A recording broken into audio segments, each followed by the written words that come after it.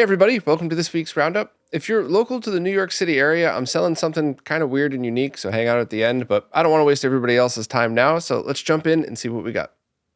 First up, Crix just released a new firmware update for the Everdrive N8 Pro, which is the ROM cart for Famicom and original 8-bit NES consoles. And this one includes new game data in cheat menus, as well as some tweaks, fixes, and real-time clock calibration, just like the one that was added to the Mega Everdrive Pro, that could keep your real-time clock as accurate as could be reasonably expected from a device like this, which is pretty cool that he's adding this functionality to other devices that he's made. One thing to note that if you haven't updated to the previous firmware that was just released, you have to go through a certain process, and it's basically the same as the Mega Everdrive Pro. I haven't done it to the N8 Pro yet, but I was just reading through the documentation. So basically you got to go to version 2.1 first, export your old save game files, and so you can convert them to this one, and then use the new way of loading firmware in order to upgrade, which is essentially just clicking on the file as if you were launching a game and then hitting install from the menu, and then you could delete it when you're done. So check out the links in the description for everything that you'd need. And usually I'm first to throw on new firmwares and try stuff out, but if your N8 Pro is working perfectly and you have a ton of save game files that you want to hold on to, maybe just use it as is. But if you want any of the newer functionality, or if you know you're going to upgrade in the future and you have some time, maybe just do the conversion now and just save all of your old stuff too. I mean, it takes up almost no space, so just zip up your Everdrive folder, and that way if something goes wrong or you're missing one, you could always go back to the other firmware in order to get that save game file, which is a pretty cool feature of the Everdrives. But links to everything you need to know are right in the description. Next up, RetroFighters is about to start selling an interesting new Dreamcast controller that doesn't have an analog stick. It just has a D-pad. And this is designed for the original Dreamcast as well as Switch, Mister, PC, anything with a compatible USB port. And there's a couple of really neat things about it.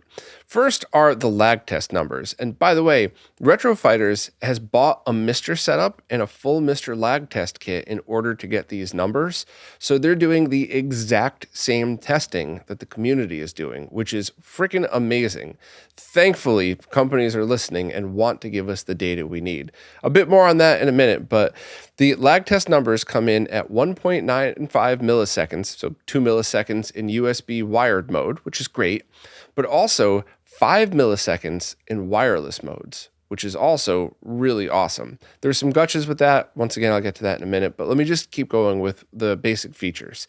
So it doesn't have an analog stick because it's designed to replace games that, like Third Strike, where you would want a D-pad, and it's got 6 buttons on the front, so it makes it a really good fighting game controller. But also, it's designed to have an arcade-like feel, and it's using Kali micro switches for both the D-pad and face buttons, so that you get that kind of clicky thing going on. Now, there were pre-orders open. I don't know how I missed them. I apologize for that. I take full responsibility. However, they should start selling them in a couple of months, and the price is going to be about $50. And you get the wireless adapters for both the Dreamcast and the USB, so Switch, Mister, whatever. Or, of course, you could just plug it in to anything that has a USB port. So I'll let everybody know once again when these things hit the market. And you could sign up for a mailing list right now, too, if you want to just be notified as well. And I'm also looking forward to testing the lag myself because, as I always say, our fellow nerds want us to verify those results. And they also want to hear different use case scenarios, which is what I'm about to get into. These lag test numbers are only testing the controller to the receiver, period, which is what we as consumers should want to know. If we care enough about lag, we're going to figure out everything else around it, but we just want to know what it is that we're buying.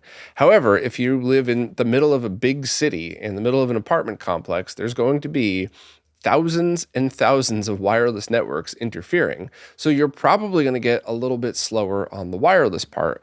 Whereas if you live in the middle of nowhere and you don't have a room filled with crazy electronics like I do here, then you probably are going to get 5 milliseconds in wireless mode.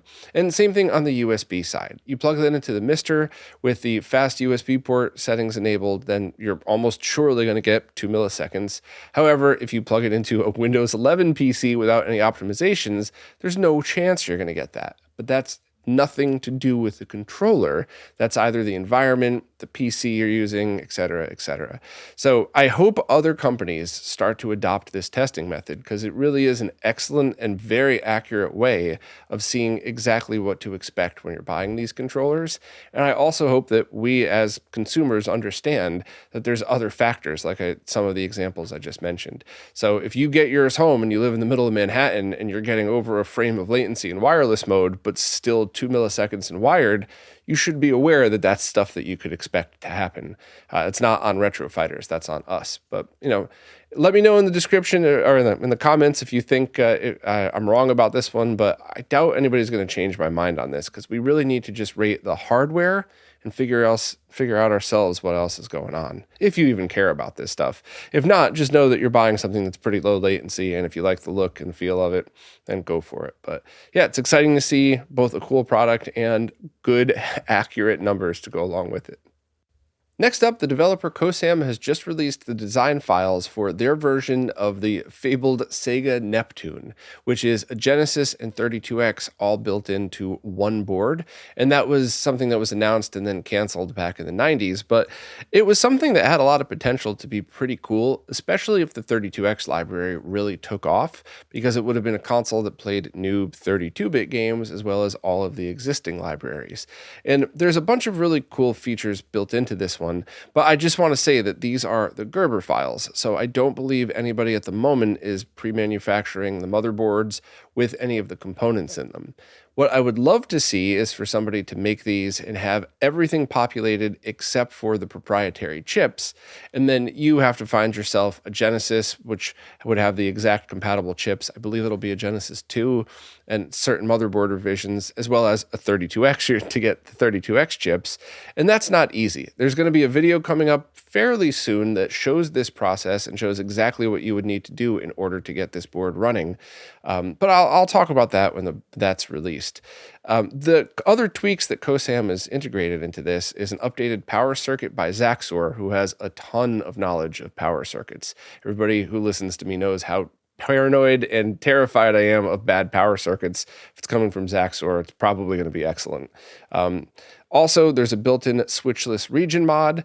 The basic idea of the triple bypass is integrated as well. So there isn't like the original circuit and the triple bypass like you would if you had installed that into a Genesis, but Cosam really just kind of took the whole concept of making sure the traces are run correctly, the audio circuit is equal to the triple bypass one, and really just making sure that you're not going to get something that's filled with jail bars like an original Genesis 1 or with terrible audio like with some models of Genesis 2s. There's also Sega Master System game support with a few caveats, but that originally was thought to be potentially impossible because you can't use a power-based converter through the 32X. The pins just don't work that way. But because everything's integrated on the motherboard, you can, which is awesome. And also there is support for the side port, which means you could plug it into a Sega CD as well.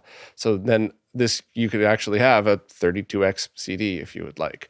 So I'm very, very excited about this. I have never had a reliable working 32X before. There's always something. And I've had some that, sometimes you got to just reseat it every couple of times that you turn it on, but most of them are just a nightmare. And original games sometimes just never boot. And I've had all the updates done to it. I've tried it myself. I've given it to modders far better than me. So just the potential of people who want to play original 32X games being able to do so on what you could call original hardware. I mean, this is definitely made by somebody in the community, but it's still something that you're using all original Sega chips. So if you want to get technical and nerdy about this, it's original hardware, and you could be able to just plug your game in and have it work. And of course, this fits perfectly in that amazing shell that Divisix made. So I'm really looking forward to the installation video and to possibly borrowing one and trying this out myself, because this is just really cool, and it's certainly something that any nerd back in the 90s would have at least considered and thought about, especially when we thought there may have been a chance the 32X was a good idea. So, but I don't know. Shout out to Cosam for doing such incredible work here, and I just really want to, I'm just really looking forward to checking this out myself. But tons more info in Alex's post, including a link to a fun promo video, as well as a link to the GitHub where you could find all the stuff and have the boards made if you want them. So check it out for more info. The Sega Saturn plug-and-play optical drive emulator called the Satiator is now on sale for $200, which is about $60 off its normal price. And this is a really interesting device, and you need to decide if you want to use something like this, which is the best path for you to choose. So I think it's worth me very quickly just kind of running through some of the options here. First and foremost, if your original optical drive is dead or you just don't care about using original discs, or at least on the one Saturn that you want to install this in if you have a couple, you could remove that drive and install a Fenrir, which is excellent and very well priced, or even the Mode, which is something that has a couple of cool options as well. But if you want to retain original optical drive functionality, you have a couple of other options. You could get a mod chip and use CDRs, but that's just about the least efficient way to do things. You could also use a hacked action replay or one of the red carts, but same thing, burning CDRs isn't exactly the best way to go about doing any of these things these days. So your choice would then be to use either this or a Saru. This plugs into the MPEG card slot and back and allows for a lot of cool functionality, like obviously booting games with an extremely high compatibility rate, but you could also boot original discs, you could boot discs from different regions, CDRs, whatever else you want, and transfer saves and all that other stuff. That it's pretty cool functionality that allows you to really add a lot of features to your Saturn. And the only downside of it that I think really is price, and you can't also use the MPEG card if you want to play that one Japanese, I think the Lunar game that supports it as well. And then you have something like the Saru, which plugs into the cartridge slot and has a lot of the same functionality, CDR support, multi-region support, copying save games, and it boots games really fast if they're compatible. And that's the one major downside of the Saru, is it doesn't have nearly as much compatibility. So you really got to choose which of these solutions is the best for your setup and your needs. And I'm willing to bet that there's still a ton of people out there that would think this is the best method for them to go about doing that. So check out the link if you're interested. $60 off is quite a big deal. So if you want one of these, absolutely, now's the time to grab it. And if you want to hear from Professor Abrasive himself, the creator of the Satiator, check out an interview we did way back in 2017. It doesn't feel like that long ago, but that was even back when I was doing the interviews at the end of these. So yeah, podcast number 45, and I'm on 444. So there's been 400 weeks between then. Wow, I'm getting old. But anyway, check out the post for more info, and I still think this is an awesome device, just not for everybody. Sebastian Stacks just released an easy way to create a photo slideshow for use on anything that plays original Game Boy or Game Boy Color ROMs. And it's as easy as going to the page that he created, uploading your pictures, messing around with the different tweaks and settings that you want, and then exporting it as a .gb file. So that means you could throw it on any ROM cart, analog pocket, any kind of emulation, whatever. And now you could turn your Game Boy or Game Boy Color into a slideshow, which I think is really neat. It's such a fun, nerdy way to go about doing stuff like that. I don't know about any of you, but I remember when those digital picture frames first came out, they seemed like a great idea, but the quality was always terrible. I don't know anybody that ever kept up with changing slideshows on them, and I don't know anybody that has one in their home now. But I know a bunch of people that would take their Game Boys and set it up with something like this and totally have it on a shelf somewhere, just as a really fun and unique and different way and nerdy way of showing your pictures off. So check out the video for all of the info. All this stuff is free, of course. And I would also recommend checking out Sebastian's other videos. I loved the camera one that he did, even though it's not retro gaming related, but I thought that was a very cool thing for his the wedding that he was working at, or at his friend's wedding. But he's also the creator of the Game Boy Interceptor, as well as a custom Wi-Fi enabled Game Boy cartridge. And I even did an interview with him a while back talking about that stuff. So this is just a fun, free thing that if you have the ability to run Game Boy ROMs, it's probably worth your time messing around with. And I already know a bunch of friends that have either already done it or have this on their list for things to do, because it's just a lot of fun. Next up, Mike Chi has just integrated a new rolling BFI technique into the RetroTink 4K Pro that is an open source project from Mark from Blurbusters that aims to reduce motion blur while keeping a little bit more brightness and giving more of a CRT effect to modern high refresh rate displays. I did a short little video on it in a post, but I don't think I got the why this is important right in the post, so allow me a moment to go over the what first and then the why. So the what is, this is a way to take black frame insertion to a different level. Black frame insertion is where you take something like a 60 hertz image and you display it on a 120 hertz display as one frame on, one frame off. This adds a tiny bit of latency, but you get a much smoother motion than you would have without it, because sample and hold displays, the way your eyes perceive that is much different than something like a CRT that only draws one beam at a time. So while you're technically looking at only one beam, your persistence of vision gives you an entire view of that. However, since the beam decays as it goes down the CRT, it's technically doing its own black frame insertion every time the line is done being drawn. And that's one of the many reasons why CRTs have much less motion blur than even really nice OLED monitors. So what Mark ended up doing was emulating a rolling beam. And if you were watching this on video, you could probably see it. If you're listening audio only, check the links in the description. But you get the same idea of black frame insertion, but it draws the image piece by piece, top to bottom.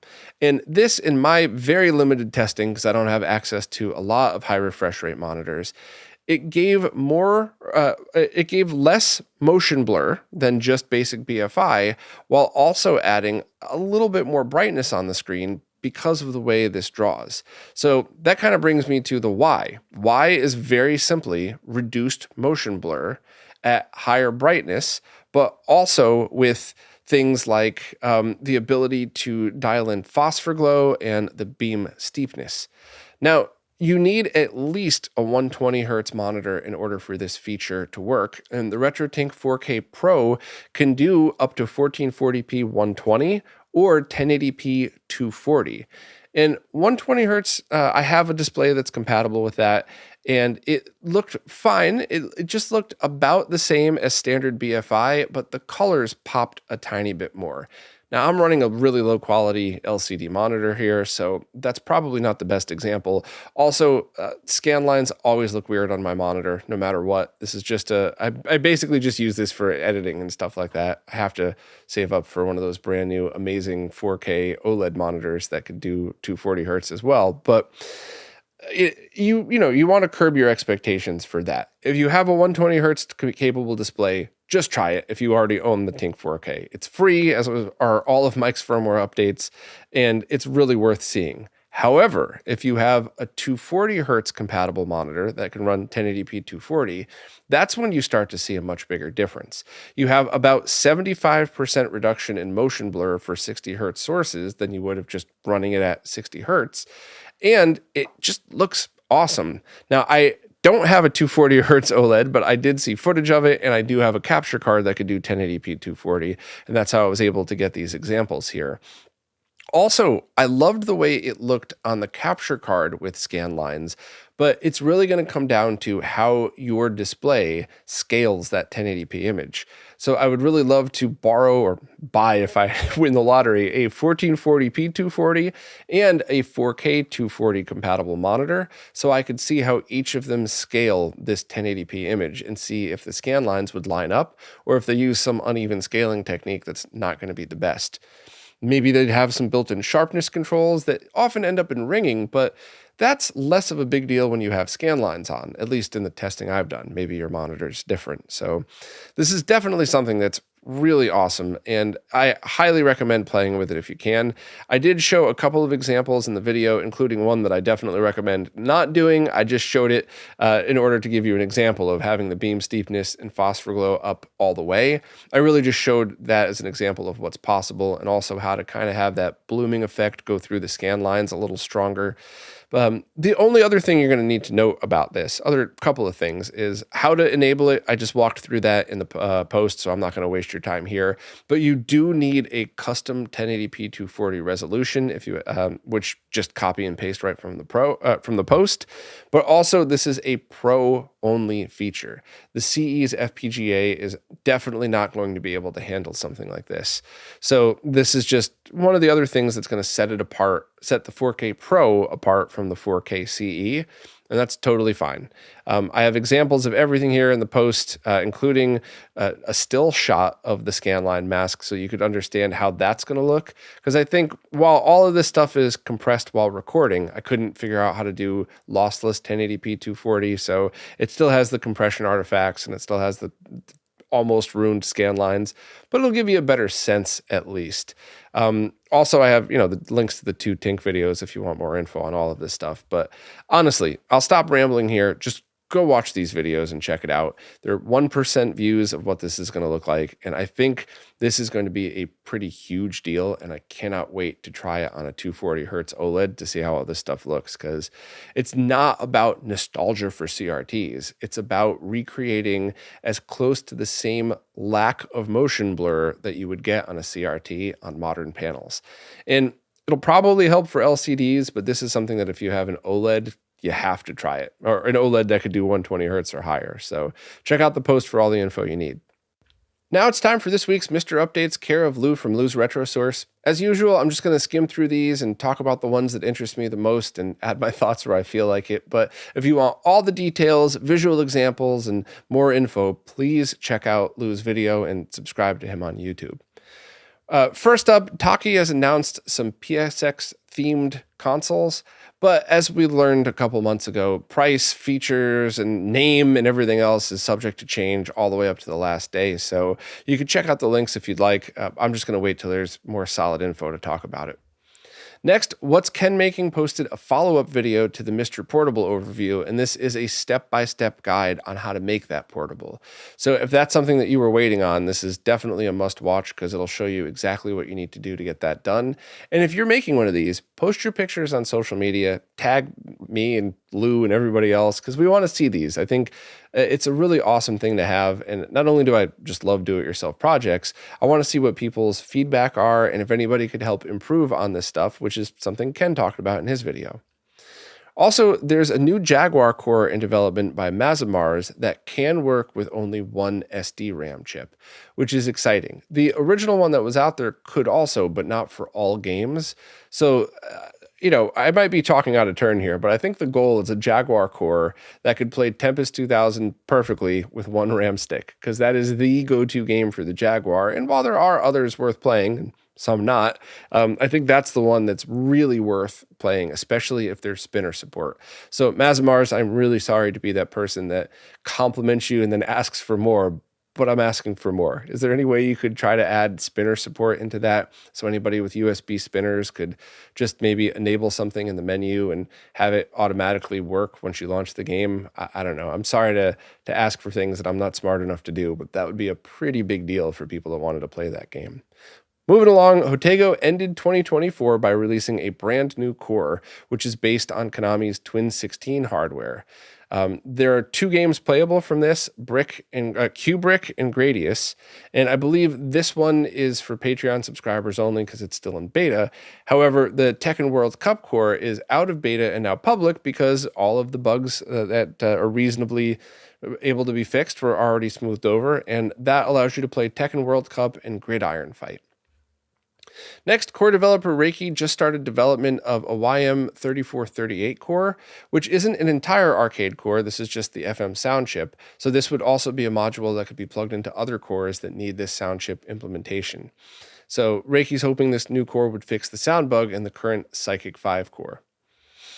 Next, Hotego also released an arcade core for Tecmo's Ninja Gaiden, which is not like the NES version. It's more of a beat 'em up, but that's another one that's currently in beta, so Patreon subs only. Next, Electron Ash has a work-in-progress core for the Sega STV arcade system, which is based off the current Sega Saturn core. There's a GitHub with some core builds, but those are pretty old, and I'm not sure it has the STV support. But the GitHub does have some recent commits, so you could always try to compile the current code yourself.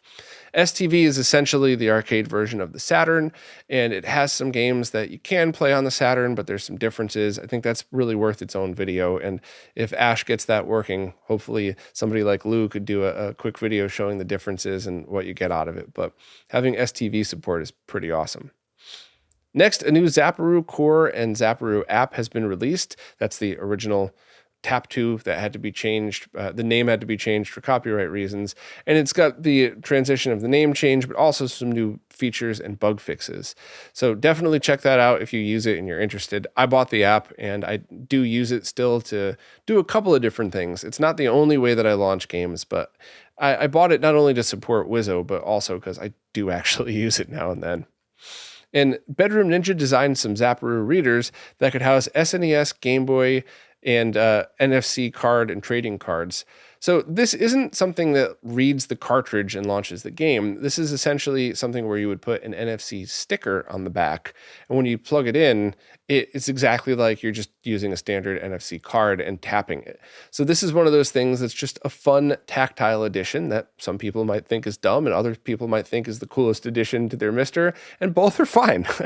I love choices and I love having this stuff available. I personally think it's awesome, and I just like having that tactile, let's just plug it in and launch a game. And I wouldn't have it for all of my Mister setups, but I definitely think it's worth looking into if you're interested in that stuff. Next, Reiki has promoted cores for the arcade games Twinbee, Gradius, and Galactic Warriors up to public status. So that just means that all you need to do is run update all and you could get all of this stuff. So that's pretty awesome that more of those are available. And there's also updates to the SNES core, Neo Geo, and a whole bunch of others. There's a lot of framework and fixes and stuff like that. There's a ton of fixes to the SNES core from SRG 320. So if you want more info on that, Lou's got links, and of course shows all this stuff in his video. So as usual, thanks to Lou for keeping up with all of this stuff. There's no possible way that I could. So if you rely on Lou as much as I do, please consider supporting on Patreon, because I'm very happy to every month. Pre-orders are now open for the next batch of MemcardPros for the GameCube. The price is about $50 with multiple colors to choose from, and they're due to ship to customers this spring, so very late March, early April-ish, give or take. And these are absolutely incredible with every feature you could imagine. Tito from Macho Nacho Productions did a great video about it a while back, which I've linked to right in the post if you want all of the details. But essentially, if you play GameCube and you use your memory card, and you rely on your memory card, I guess is the best way to say it, you should really think about upgrading to one of these over any of the others, because it's just got so many different options for every kind of setup that you could imagine. Check out Tito's video for more info on that, and also check out both of the links here for both a US and a Europe seller on this. And there's even a hard shell case accessory that Greg from Laser Bear made if you carry yours around and want to make sure it gets protected. But I'm a huge fan of these things, so check out the post for links in Tito's video for more info. So over the past month or so, I've talked about some cartridge adapters from the developer Apocalypse for use on Sega Master System consoles. One of them allows you to play ColecoVision cartridges on it, and the other allows you to play Japanese 8-bit games from the whole library on worldwide Master System consoles. I love them both. I thought they were awesome, and I wanted to do a live stream about it, so I did one that showed the full unboxing, which was cool, because technically that would be the first brand new Master System game I ever opened, I think. I certainly didn't have any new ones as a kid, so maybe I got one right when I first started RetroRGB, but that alone was fun. But I wanted to show the fit and function. It looks like an official adapter. It looks very cool. And the only issues that I ran into was with the game Outrun. And it looks like there was an issue with the board, which is a very quick fix. You just have to cut one trace. So Mitsurugi did a post on Arcade Projects, which shows exactly what you need to do depending on which revision that you purchased. There's 2 different board revs, and you just have to remove the traces. Very, very easy. Even beginners can do it with just a knife and a little bit of patience and a steady hand. And anything that was sold from this moment on will have this fix implemented. So that's basically all you need. Once again, I just thought these were really cool. And of course, they're not for everybody. Some people will just use emulation. Some people will just use their original consoles. But as I talked about in the last few posts and a lot in the live stream, there's definitely some use cases where people would love to use these. And a friend of mine purchased one of each and sent them to me, so I was able to test them out. And I loved the experience. If you love the Master System and you want to play a bunch of these different games, then check out the posts and the live stream. I won't go back through all the info because I don't want to waste everybody's time after I already talked about these at length over the past month. But I don't know. I wanted to talk about the fix that was available and also just promote them one more time because these are a lot of fun. And I'm just very happy that stuff like this exists. So thanks to Apocalypse for both making them and finding the fix pretty quickly. And also thanks to Mitsurugi for everything else, selling these, working on the packaging, working on helping for the fix and all that stuff. So links to everything you need are right in this post. Joe from Scarlet Sprites just released a video showcasing that BackBit Neo Geo MVS ROM cart that I talked about a few weeks ago. And his experience with it was equally as awesome as mine. He did find a couple of bugs that might be fixed on the production versions, as this is still the prototype version. But overall, this thing is awesome. And Joe showed the one feature it has that none of the other ones do, which is link cable support. Joe showed League Bowling. So essentially, if you have two MVSs and then one original cartridge in one machine and this in the other, you could link them together to have multi-machine multiplayer games. And does anybody have a full list of games? I think Joe mentioned 3, but I'm not a Neo Geo expert, and I thought there were more. I could certainly update the post if anybody knows for sure which games are compatible with this, but I thought it was pretty awesome and definitely a feature that if it's important to you, this is the ROM cart to get. Now, I talked about the differences between this and the others when a couple podcasts ago, so I don't want to repeat myself and waste your time, but I will just politely remind everybody that the $400 price is excellent considering what you get and the options. But of course, you could just get a Mister for less than that. You could emulate for free. People like to obsess about the price of Neo Geo stuff without realizing that people who own original hardware might really want this. And if you don't own original hardware, this is useless to you, and that's fine. But it is just very annoying seeing people harp on prices for things, especially things like this that have to have expensive chips in it, multiple PCBs and all that stuff. So of course this is expensive, but it's definitely not overpriced. And I think when Joe walks you through it in this video, you'll really see the value that you get for it. The only thing to note is that there were some issues using multi-slot MVS boards, which is something I've run into before in other scenarios. So it's certainly possible that the production versions of this will have those features ironed out. It could also be possible that future firmware updates would fix it. But for the most part, if you have a multi-slot MVS, there might be some issues with it. And there was also issues with sound with certain games as well that the other ROM carts, I believe, have too.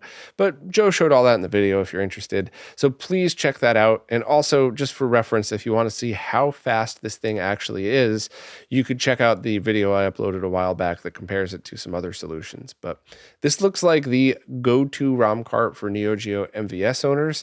I just hope that Eevee either comes out with an AES version or maybe starts selling Vertex MVS to AES converter as well so that people with the home systems could use it too.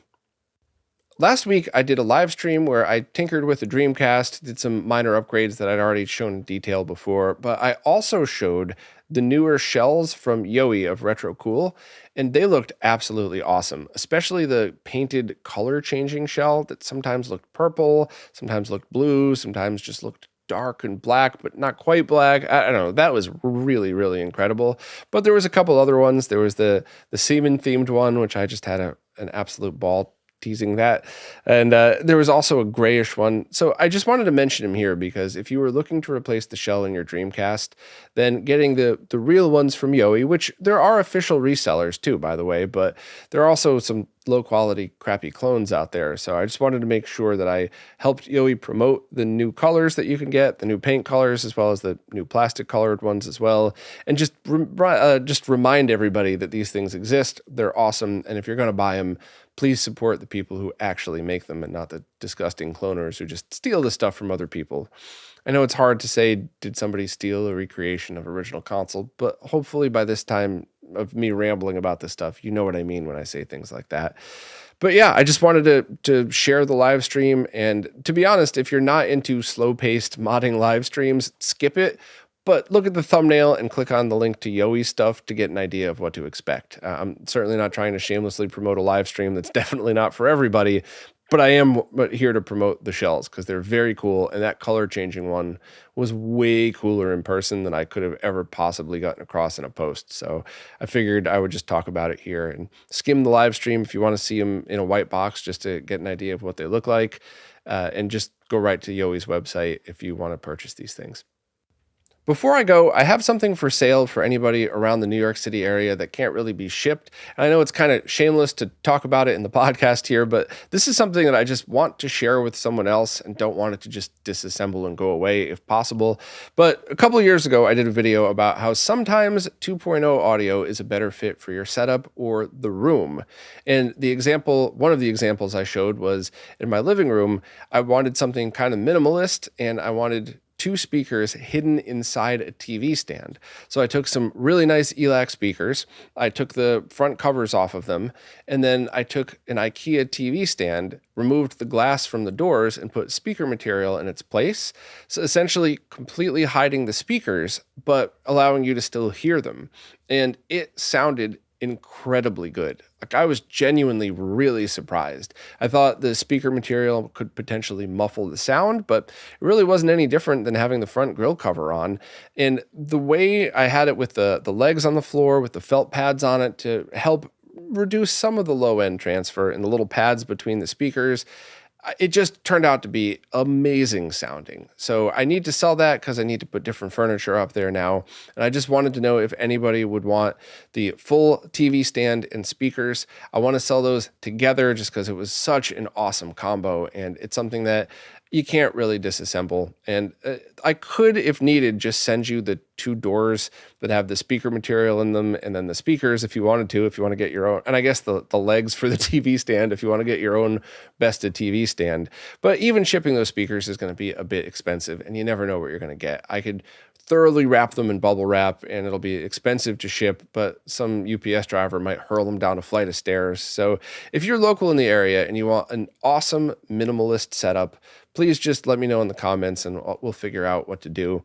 I could sell an amp with it as well, but that's really up to you. I have at least one extra one that I could sell, and I would do all of this for half of what I paid for it. I'm not looking to make money. I just think it would be very cool if this got into the hands of people that wanted the exact same thing I wanted, a minimalist setup that still sounded awesome. And if not, that's fine too. I just figured I would offer this out before I just parted everything out and sold it separately, just because I want to share in the awesome nerdiness of it. And of course, audio is always subjective. There's going to be people with $20,000 stereos that go, that sounds like crap. And there's going to be people that also say, oh, I don't need that. I just put my cell phone on a table and listen to music that way. And that's fine too. But if you want something that's reasonably good at half price, essentially, then just let me know. And if not, check out the video again, because this is something that even if you live nowhere near me and you still want to make your own, I just was so impressed at how the room I was in and this setup sounded, and it just was way better than I thought. So I'll leave a link to the video again in case you haven't seen it. And if you want this, just let me know. And if not, no big deal.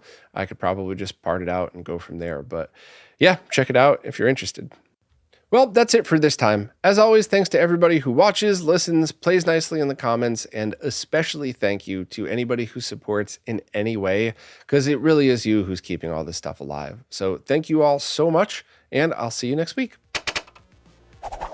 This week's Roundup is brought to you by Neo Paradigm Entertainment, connecting Southeast Asian influencers with opportunities in the West.